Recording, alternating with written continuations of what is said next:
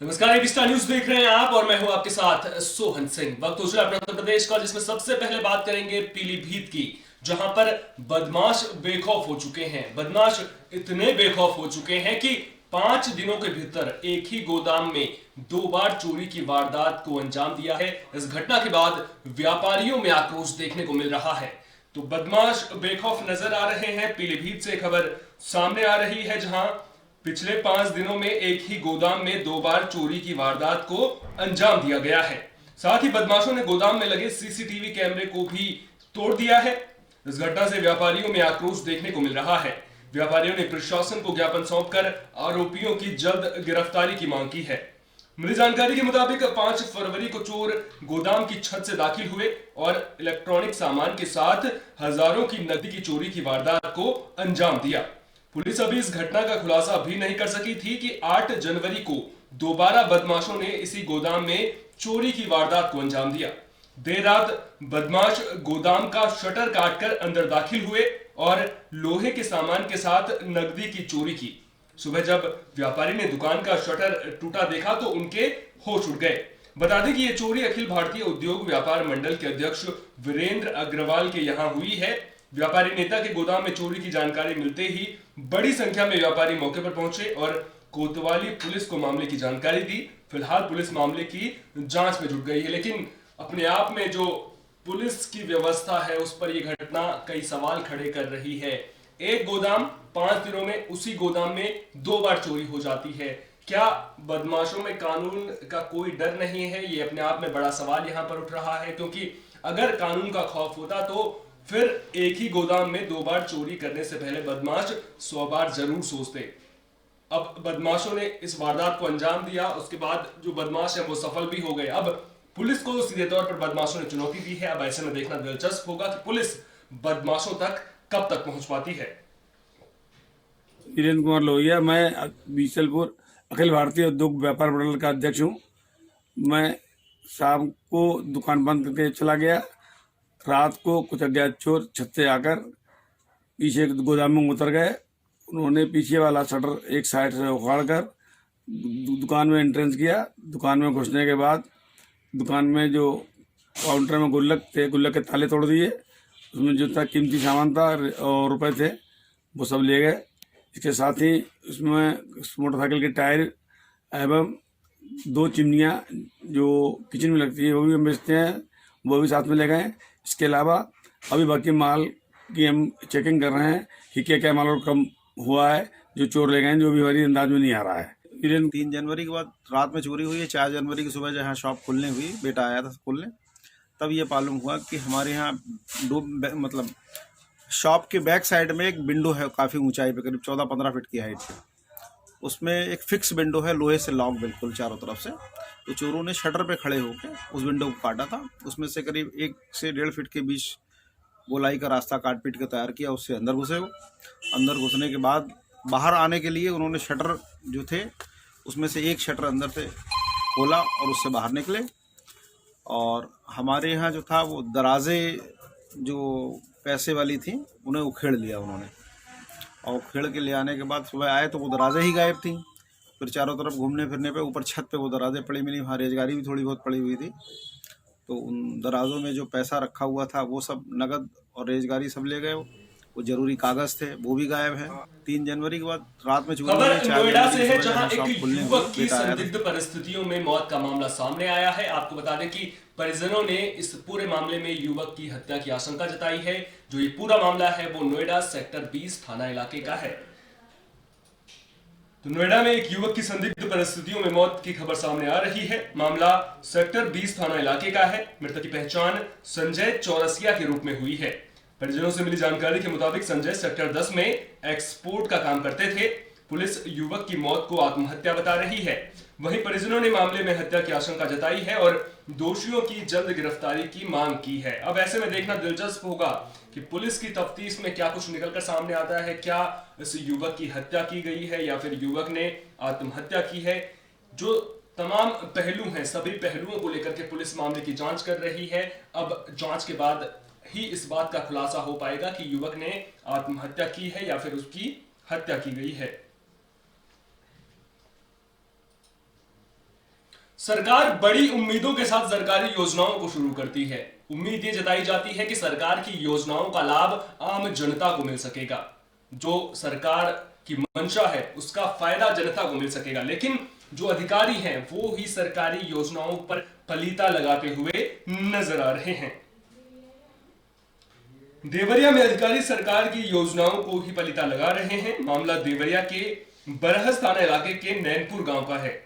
माफ कीजिएगा, नैनपुर गांव का है, जहां साल 2017-18 में आंगनबाड़ी केंद्र के भवन का निर्माण कार्य शुरू हुआ था, लेकिन काम बीच में ही अधूरा छोड़ दिया गया है।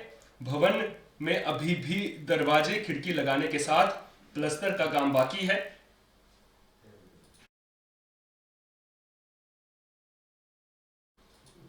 तो काम अधूरा छोड़ दिया गया है। अब काम पूरा कौन करेगा, ये अपने आप में बड़ा सवाल बना हुआ है। आपको बता दें कि अभी भी दरवाजे खिड़की लगाने के साथ साथ इस भवन पर प्लास्टर होने का काम बाकी है। ग्रामीणों ने अधूरे भवन निर्माण के दौरान भी व्यापक पैमाने पर अनियमितता बरतने का आरोप लगाया है। भवन निर्माण पूरा न होने की वजह से ग्रामीणों में नाराजगी देखने को मिल रही है। ग्रामीणों का कहना है कि मामले को लेकर उन्होंने उच्च अधिकारियों से भी शिकायत की, लेकिन फिलहाल समस्या को लेकर कोई समाधान नहीं निकल सका है, जिसके बाद अब ग्रामीण आंदोलन शुरू करने का मन बना रहे हैं। वहीं मामले को लेकर जब बीडीओ से बात की गई तो उन्होंने बताया कि पहले ये मामला उनके संज्ञान में नहीं था। साथ ही उन्होंने मामले में तत्काल जांच शुरू करवाने की बात कही है। तो सरकार बड़ी उम्मीदों के साथ योजनाएं शुरू करती है। उम्मीद ये जताई गई थी कि जब यह आंगनबाड़ी केंद्र बनकर तैयार होगा तो उसका फायदा जनता को मिलेगा, लेकिन जब इस भवन का निर्माण कार्य ही बीच में अधूरा छोड़कर जो काम करने वाले हैं वो फरार हो गए हैं, तो फिर इसकी जिम्मेदारी कौन लेगा, ये अपने आप में बड़ा सवाल है। और अब ऐसे में देखना दिलचस्प होगा कि जब प्रशासन के संज्ञान में ये मामला आ चुका है तो उसके बाद इस पूरे मामले को लेकर के क्या कुछ कार्रवाई की जाती है। निर्माण कार्य के दौरान जितना भी निर्माण हुआ है उसमें भी अनियमितता की खबर सामने आ रही है। तो ऐसे में अब देखना दिलचस्प होगा कि इस पूरे मामले को लेकर प्रशासन का रुख क्या रहता है, और सबसे बड़ा सवाल ये कि आखिर ये भवन जो है वो कब तक बनकर तैयार होता है। हमारा नाम शिव प्रताप है, ग्राम सभा नैपुर के हम निवासी हैं। हमारे गांव में आंगनबाड़ी केंद्र बना है जो आधा अधूरा है और प्रशासन इस पे ध्यान नहीं दे रहा है। उस पर वहाँ भूसा घास आवारा पशु रहते हैं और कंप्लेंट करने पर कोई सुनवाई नहीं हो रही है। से प्रधान से भी बोलते हैं तो बोलते हैं हमारे हाथ में कुछ नहीं है कुछ। हमारा नाम शिव प्रताप है, ग्राम सभा नैपुर के हम। मेरा नाम राम आशीष प्रसाद है, ग्राम सभा नैपुर के निवासी हैं। हमारे गांव में आंगनबाड़ी केंद्र बना है जो आज तक अधूरा पड़ा हुआ है, जिसमें गांव वाले उसमें घास भूसा गोरू बांधते हैं, आवारा पशु भी इसमें रहते हैं और 2017-18 का बना हुआ है। मेरा नाम राम आशीष प्रसाद खबर है। देवरिया से है, जहां एक महिला की संदिग्ध परिस्थितियों में मौत हो गई है और आपको बता दें कि जो शक की सुई है वो ससुराल वालों पर घूम रही है। दरअसल जो महिला के ससुराल वाले थे वो चुपचाप महिला का अंतिम संस्कार करने की तैयारी कर रहे थे, लेकिन पुलिस ने उन्हें रोका और उसके बाद शव को कब्जे में लेकर पोस्टमार्टम के लिए भेज दिया है। तो देवरिया में एक महिला की संदिग्ध परिस्थितियों में मौत का मामला सामने आया है। मिली जानकारी के मुताबिक ससुराल वाले चुपचाप महिला के अंतिम संस्कार करने की फिराक में थे, लेकिन मृतका के परिजनों ने मामले की शिकायत भलुवनी पुलिस से की, जिसके बाद पुलिस ने महिला के शव को कब्जे में लेकर पोस्टमार्टम के लिए भेज दिया है। दरअसल मदनपुर थाना इलाके के गनियारी गांव निवासी मीना यादव की शादी 19 मई 2019 को भलुवनी थाना इलाके के बहौर धनौती गांव निवासी अमरजीत यादव के साथ हुई थी। महिला ने 2 महीने पहले ही एक बेटी को जन्म दिया था और अब महिला की संदिग्ध परिस्थितियों में मौत की खबर सामने आ रही है। हैरान करने वाली बात यह है कि ससुराल वालों ने महिला की मौत की सूचना उसके मायके वालों को भी नहीं दी और चुपचाप अंतिम संस्कार करने की तैयारी भी कर ली थी। मायके वालों को किसी और शख्स से मामले की जानकारी मिली, जिसके बाद परिजनों ने पुलिस को मामले की पूरी जानकारी दी और फिर पुलिस ने मौके पर पहुंचकर शव को कब्जे में लिया और फिर पोस्टमार्टम के लिए भेज दिया है। अब जब पोस्टमार्टम रिपोर्ट सामने आएगी तो उसके बाद ही पता चल पाएगा कि महिला की मौत के पीछे की असल वजह क्या है। पुलिस फिलहाल पोस्टमार्टम रिपोर्ट का इंतजार कर रही है, लेकिन शक की सुई कहीं ना कहीं जो ससुराल वाले हैं उनके इर्द गिर्द घूमती हुई यहाँ पर नजर आ रही है कि आखिर क्यों उन्होंने महिला के परिजनों को इस पूरे मामले की जानकारी नहीं दी। अब देखना दिलचस्प होगा कि पुलिस इस पूरे मामले की तफ्तीश में जुटी हुई है और अब पुलिस की तफ्तीश में क्या कुछ निकलकर सामने आता है। परिजनों द्वारा यह बताया गया कि महिला के पेट में दर्द था और हम लोग ले गए सरकारी हॉस्पिटल ले जा रहे थे। रास्ते में क्या नाम है, सोंदा के समीप पता चला कि इसका मृत्यु हो गया। वहाँ से हम लोग लेकर के घर वापस चले आए और फिर सुबह मायके वालों को सूचना दिया गया। आने में विलम्ब किए वो लोग, तो हम लोग लाश लेकर रुकने जा रहे थे। रास्ते में उन लोगों से बैकुंठपुर के पास मुलाकात हुई। मुलाकात होने के बाद वो लोग रोक दिए, हम लोग रुक गए। रुकने के पश्चात भलूनी थाने की पुलिस आई। पुलिस लाश को अपने कब्जे में लेकर के पोस्टमार्टम रिपोर्ट के लिए देवरिया भेज।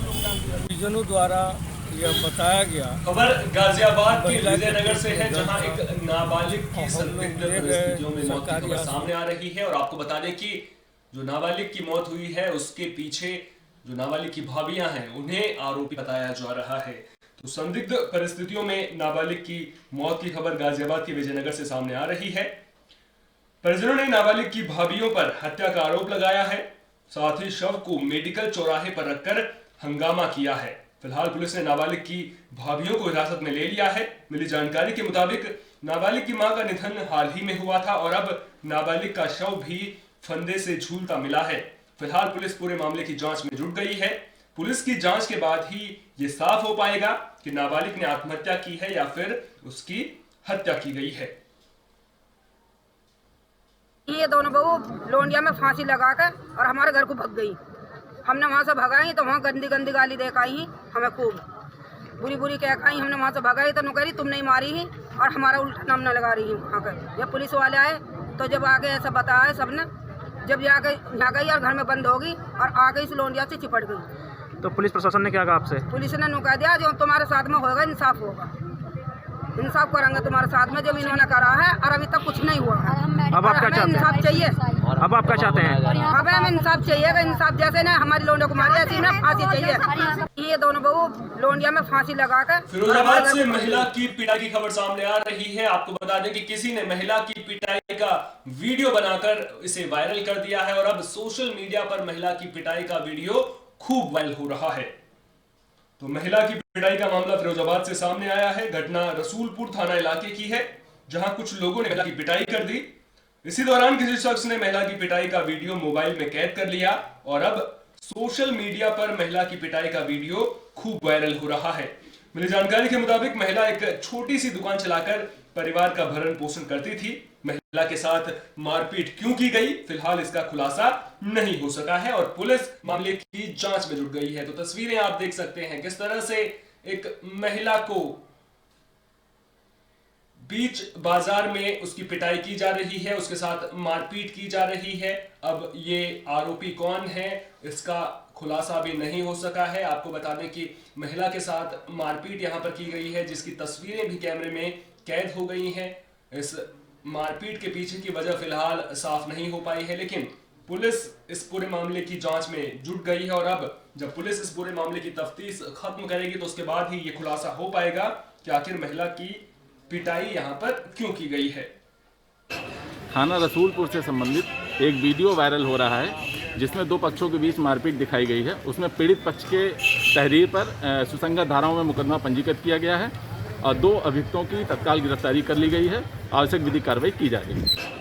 थाना रसूलपुर से संबंधित एक वीडियो वायरल हो रहा है। लेकर पूरे देश के लोगों को जागरूक करने में जुटी है सरकार की ओर से। स्वच्छता को लेकर के कई अभियान भी चलाए जा रहे हैं ताकि लोग स्वच्छता बनाए रखें। और अब फिरोजाबाद से एक ऐसी ही खबर सामने आ रही है जहां पर एक सफाई कर्मी ने स्वच्छता का संदेश दिया है।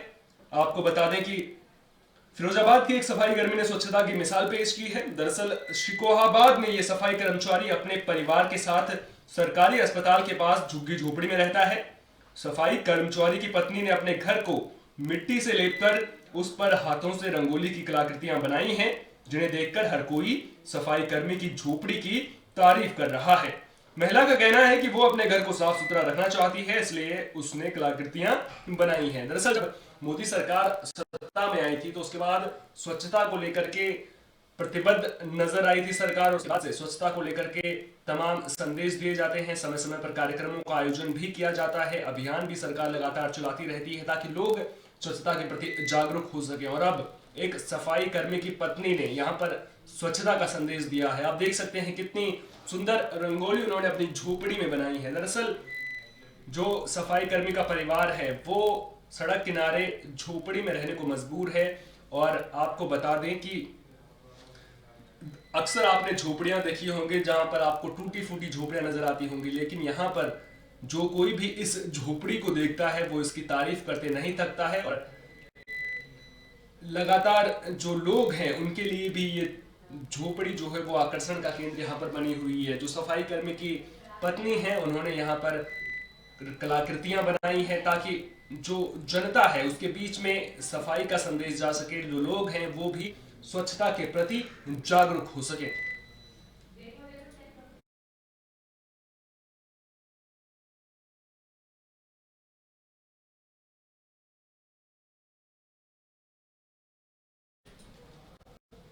में ऊपर पट्टी डाली है सड़क पे, सरकारी हॉस्पिटल के पालीवाल कॉलेज में रहते थे, उनने निकाल दिया, इसलिए मैंने यहाँ डाला है। अब इससे मुझे गंदगी पसंद नहीं है। मैं चाहती हूँ सभी लोग इसी तरह से साफ सफाई रखें। सुबह से शाम तक मुझे यहाँ झोपड़पट्टी में रंगोली या साफ सफाई ही मुझे पसंद है। मैं ऊपर पट्टी डाली है सड़क पे।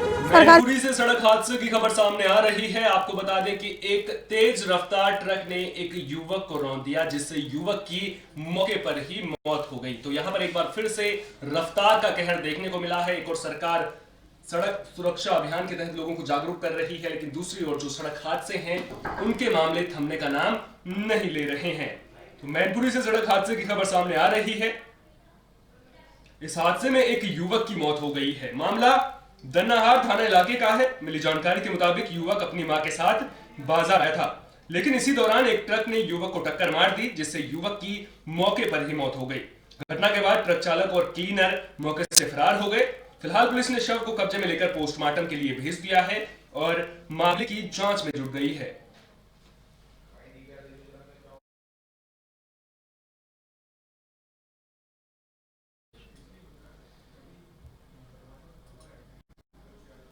खबर बुलंदशहर से है, जहां सड़क हादसे में घायल महिला की मौत हो गई है। आपको बता दें कि इस महिला की मौत के बाद जो परिजन हैं उनमें आक्रोश देखने को मिल रहा है।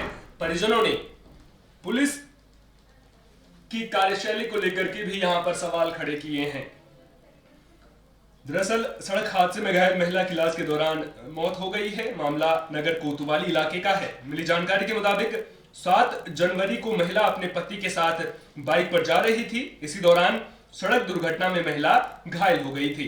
महिला को इलाज के लिए हायर सेंटर में भर्ती किया गया था, जहां महिला की मौत हो गई है। महिला की मौत के बाद परिजनों ने जमकर हंगामा काटा। आपको बता दें कि परिजनों का कहना है कि 7 जनवरी को बाइक का एक्सीडेंट पुलिस की डायल 112 पीआरवी गाड़ी के साथ हुआ था। परिजनों ने आरोप लगाया है कि जिस वक्त यह हादसा हुआ उस वक्त पीआरवी में बैठे पुलिसकर्मियों ने शराब पी रखी थी। तो अब अपने आप में यह घटना कई सवाल खड़े कर रही है। अगर सचमुच पुलिसकर्मियों ने शराब पी रखी थी और उसके बाद यह हादसा हुआ है तो कहीं ना कहीं अब वरिष्ठ अधिकारियों को इस पूरे मामले में कार्रवाई करने की जरूरत है। खैर, पुलिस इस पूरे मामले की जांच भी कर रही है। क्या कुछ निकलकर सामने आता है ये देखने वाली बात होगी, लेकिन साथ ही जो लोग हैं उनमें आक्रोश भी देखने को मिल रहा है। और अब देखना दिलचस्प होगा कि इस पूरे मामले को लेकर के जांच कब तक खत्म होती है और इस जांच में क्या कुछ निकलकर सामने आता है। विकास कुमार। विकास, क्या हुआ है, क्यों जाम लगा रखा है? एक्सीडेंट हो गया, मैं मम्मी की डेड बॉडी हो, मम्मी मर गई हैं और दारू पी के गाड़ी चला रहे थे। कौन चला रहा था दारू पी के? पुलिस वाले गाड़ी चला रहे थे दारू पी के। अच्छा। और हमारी गाड़ी में टक्कर मार दी हमारी में। हमें इंसाफ वो चाहिए, इसका इंसाफ चाहिए। और डीएम साहब ने बोल दिया जो आप कहोगे वो होगा। एक्सीडेंट हुआ था परसों। हम 2-3 दिन से डोल रहे, हमारी कोई सुनवाई नहीं कर रहा है। और पुलिस वाले ने एक्सीडेंट करके हंस रहे थे एक्सीडेंट करके। कौन सी गाड़ी थी? 112 नंबर वाली थी। अच्छा। गाड़ी हम लगा रखा जी, एक्सीडेंट हुआ किसका हुआ एक्सीडेंट, कैसे हुआ? मेरे बहन का, मेरे जीजा का। किससे हुआ एक्सीडेंट? पुलिस की गाड़ी से। अच्छा, फिर क्या हुआ? क्या हुआ? अब खत्म हो गई वो। आप जाम लगा रहे हैं, क्या मांग है आपकी? हमारी मांग ये है कि हमें इंसाफ चाहिए, इंसाफ चाहिए हमें। क्या आश्वासन मिला अब तक आपको? तन तन से बालक हैं, मेरे जीजा की टांग टूट गई, उनको इलाज होगा, और गरीब आदमी है, चिया से बालक हैं, उनका हमें इंसाफ चाहिए। हम लगा रखा जी, एक्सीडेंट हुआ। खबर बुलंदशहर से है, जहां नाराज किसानों ने गोवंश को प्राइमरी स्कूल में बंद कर दिया है। दरअसल गोवंश किसानों की फसलों को नुकसान पहुंचा रहे थे, जिसके बाद किसानों ने परेशान होकर गोवंश को प्राइमरी स्कूल में बंद कर दिया है। तो बुलंदशहर में किसान फसलों को हो रहे नुकसान से परेशान हैं, जिसके बाद किसानों ने गोवंश को स्कूल में बंद कर दिया। मामला अनूपशहर थाना इलाके के बरौली गांव का है, जहां किसानों ने गोवंश को प्राइमरी स्कूल में बंद किया है। दरअसल गोवंश किसानों की फसल को नष्ट कर रहे थे, किसानों की गेहूं और सरसों समेत तमाम फसलों को नुकसान पहुंचा रहे थे, जिससे तंग आकर किसानों ने गोवंश को स्कूल में बंद किया है। दरअसल योगी सरकार ने गौ आश्रय केंद्र भी बनाए हैं, जहां पर जो आवारा पशु हैं उनके रहने की व्यवस्था की जाती है। इसके बावजूद अगर इस तरह के मामले सामने आएंगे तो प्रशासनिक व्यवस्था पर सवाल खड़े जरूर होंगे, और उम्मीद करेंगे कि जो प्रशासन है वो इस घटना को संज्ञान में लेगा, ताकि जो किसान हैं उन्हें फसल का नुकसान ना उठाना पड़े, साथ ही साथ जो मवेशी हैं उनके लिए भी उचित व्यवस्थाएं की जाएं। क्योंकि सरकार तो अपनी तरफ से पूरे काम कर रही है, सरकार ने गौ आश्रय केंद्र बनवा दिए हैं, लेकिन जब अधिकारी ही गंभीरता से इन मामलों को नहीं लेंगे तो फिर सवाल उठने लाजमी है। और उम्मीद करेंगे कि जो अब यहाँ पर गौ आश्रय केंद्र बनाया गया है या फिर जो बनाया जाएगा, तो वहां पर जो ये गौवंश हैं उनके रहने के लिए भी समुचित व्यवस्थाएं की जाएंगी। आज रोरा के आक्रोशित ग्रामीणों द्वारा पिछले लंबे समय से जो छुट्टा गाय बैल थे, जिनके द्वारा जो है फसल को नष्ट किया जा रहा था, शासन प्रशासन से बार बार मांग की जा रही थी कि इन्हें पकड़ के गौशाला भिजवाया जाए। गौशाला न भिजवाने की स्थिति में और हताश व निराश किसान ने आज जो प्राथमिक पाठशाला रोराज व जूनियर के प्रांगण में लगभग आधा सैकड़ा 50 गौवंशों को यहाँ बंद कर दिया है। उप जिला अधिकारी, खंड शिक्षा अधिकारी, बीडीओ को सूचना दे दी गई है, जिनसे मांग की गई है कि न्याय पंचायत बरौली पे गौशाला बनवाई जाए।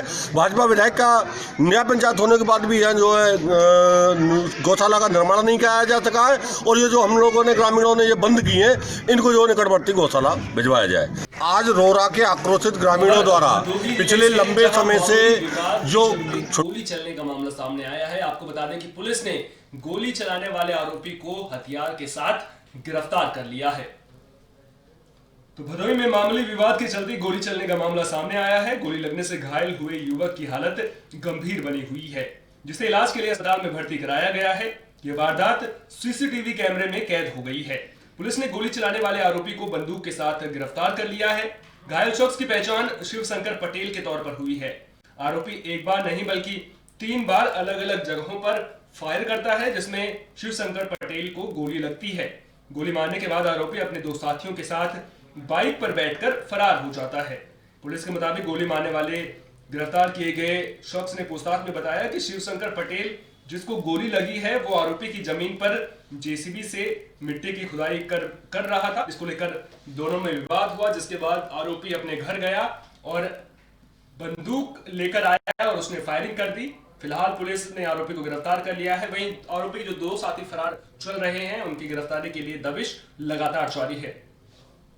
आज सवेरे सूचना मिली थी कि 10 बजे के लगभग एक झगड़ा हो गया, जिसमें गोली चल गई और एक व्यक्ति गोली से घायल हो गया। जब हम मौके पर गए तो पता चला कि यहाँ पर झगड़ा हुआ है, लेकिन उनके भाई जो घायल थे वो भी बताने में असमर्थ थे कि झगड़ा किस बात को लेकर हुआ है। अब जब छानबीन की गई है तो पता ये चला है कि जो मजरूब है वो जेसीबी रखते थे और ट्रैक्टर रखते थे, और वो इनकी ज़मीन से मिट्टी निकालते थे। इसको इन्होंने मना किया, मना करने पर ही झगड़ा हुआ, और झगड़ा जब ज़्यादा बढ़ गया तो ये जो अली मोहम्मद हैं उर्फ डब्लू, ये अपनी लाइसेंसी गन लेकर के गए और उस पर फायर कर दिया, जिससे वो घायल हो गया। आज सवेरे सूचना मिली थी। खबर भदोही से है, जहां छात्रों का प्रदर्शन देखने को मिल रहा है। आपको बता दें कि छात्र जर्जर सड़क से परेशान हैं, जिसकी वजह से वो प्रदर्शन करने को मजबूर हैं। दरअसल जो छात्र छात्राएं हैं वो इसी सड़क के जरिए कॉलेज आते जाते हैं और उन्हें खासी दिक्कतों का सामना करना पड़ता है। इसी वजह से ये छात्र प्रदर्शन कर रहे हैं। तो भदोही में जर्जर सड़क से परेशान छात्रों का प्रदर्शन देखने को मिला है। छात्रों ने मामले को लेकर जौनपुर मिर्जापुर रोड को जाम कर दिया और करीब 1 घंटे तक जमकर बवाल काटा, जिससे मौके पर वाहनों की लंबी लंबी कतारें लग गई। दरअसल राम रायपुर से पल्हिया जाने वाली सड़क लंबे समय से जर्जर अवस्था में है, जिसकी वजह से छात्रों को कॉलेज से आने जाने में खासी दिक्कतों का सामना करना पड़ता है। कई बार सड़क में पानी भर आता है। मामले को लेकर कई बार अधिकारियों और जनप्रतिनिधियों से भी गुहार लगाई गई, लेकिन कोई रास्ता नहीं निकल सका, जिससे नाराज होकर बड़ी संख्या में छात्र छात्राओं ने सड़क जाम कर हंगामा किया। मौके पर पहुंचे एसडीएम ने किसी तरह छात्र छात्राओं को समझाकर जाम खत्म करवाया।